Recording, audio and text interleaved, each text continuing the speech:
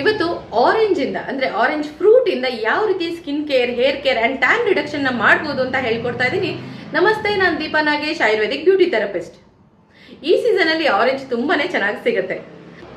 ಆರೆಂಜಿನ ಚೆನ್ನಾಗಿ ಕನ್ಸ್ಯೂಮ್ ಮಾಡೋದ್ರಿಂದ constipation reduce ಆಗುತ್ತೆ, ಹೆಲ್ತ್ ಬೆನಿಫಿಟ್ಸ್ ಕೂಡ ತುಂಬಾನೇ ಇರುತ್ತೆ.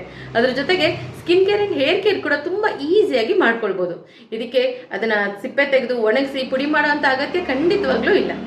ಈ ಸೀಸನ್ ಅಲ್ಲಿ ಫ್ರೆಶ್ ಆಗಿ ಸಿಗುವಂತ ಈ ಆರೆಂಜ್ ಸಿಪ್ಪೆ ಏನಿರುತ್ತೆ, ಇದಕ್ಕೆ ಸ್ವಲ್ಪ ನೀರು ಹಾಕಿ ಚೆನ್ನಾಗಿ ಗ್ರೈಂಡ್ ಮಾಡಿ ಆ ಪಲ್ಪ್ ನ ಲೈಟ್ ಆಗಿ ಫೇಸ್ಗೆ ಅಪ್ಲೈ ಮಾಡಿಕೊಂಡು ಮಸಾಜ್ ಮಾಡಿಬಿಟ್ಟು ಚೆನ್ನಾಗಿ ಅದನ್ನು ವಾಶ್ ಮಾಡಿ ಯಾವ್ದಾದ್ರು ಒಳ್ಳೆ ಟೋನರ್ ಅಥವಾ ಮಾಯಿಶ್ಚರೈಸರ್ ನ ಹಚ್ಕೊಳ್ಳೋದ್ರಿಂದ ಸನ್ ಟ್ಯಾನ್ ಕೂಡ ರೆಡ್ಯೂಸ್ ಆಗುತ್ತೆ, ಪ್ರಿಕ್ಲಿ ಹೀಟ್ ಕೂಡ ರೆಡ್ಯೂಸ್ ಆಗ್ತಾ ಬರುತ್ತೆ. ಹ್ಯಾಂಡ್ಸ್ ಎಲ್ಲ ತುಂಬಾನೇ ಜಾಸ್ತಿ ಟ್ಯಾನ್ ಹೋಗಿದೆ ಅಥವಾ ಕೆಲವರಿಗೆ 2 ವೀಲರ್ ರೈಡ್ ಮಾಡೋರ್ಗೂ ಅಷ್ಟೇ ಹ್ಯಾಂಡ್ಸ್ ತುಂಬಾನೇ ಡಾರ್ಕ್ ಆಗಿರುತ್ತೆ. ಆ ತರದವ್ರು ಅಷ್ಟೇ ಈ ಆರೆಂಜ್ ಸಿಪ್ಪೆನ ಚೆನ್ನಾಗಿ ಗ್ರೈಂಡ್ ಮಾಡಿ ಅದಕ್ಕೆ ಸ್ವಲ್ಪ ನೀವು ಆಲಿವ್ ಆಯಿಲ್ ನ ಕೂಡ ಮಿಕ್ಸ್ ಮಾಡಿಬಿಟ್ಟು ಫೈನ್ ಪೇಸ್ಟ್ ಮಾಡ್ಕೊಳ್ಳಿ. ಅದನ್ನ ಹ್ಯಾಂಡ್ಸ್ಗೆ ನೀಟಾಗಿ ಅಪ್ಲೈ ಮಾಡಿಕೊಂಡು 20 ಮಿನಿಟ್ಸ್ ಬಿಟ್ಬಿಟ್ಟು ಲೈಟ್ ಆಗಿ ಮಸಾಜ್ ಮಾಡಿ ವಾಶ್ ಮಾಡೋದ್ರಿಂದ ಕೂಡ ತುಂಬಾನೇ ಇನ್ಸ್ಟೆಂಟ್ ಆಗಿ ನೀವು ಟ್ಯಾನ್ ಅನ್ನ ರೆಡ್ಯೂಸ್ ಮಾಡ್ತಾ ಬರ್ಬೋದು.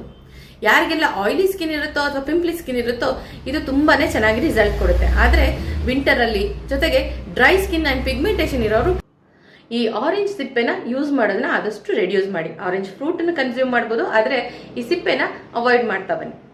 ಇದ್ರ ಜೊತೆಗೆ ಹೇರ್ ಸ್ಪಾ ಟೆಕ್ನಿಕ್ ನ ಕೂಡ ಹೇಳ್ಕೊಡ್ತೀನಿ, ಈಸಿಯಾಗಿ ಟ್ರೈ ಮಾಡಿ.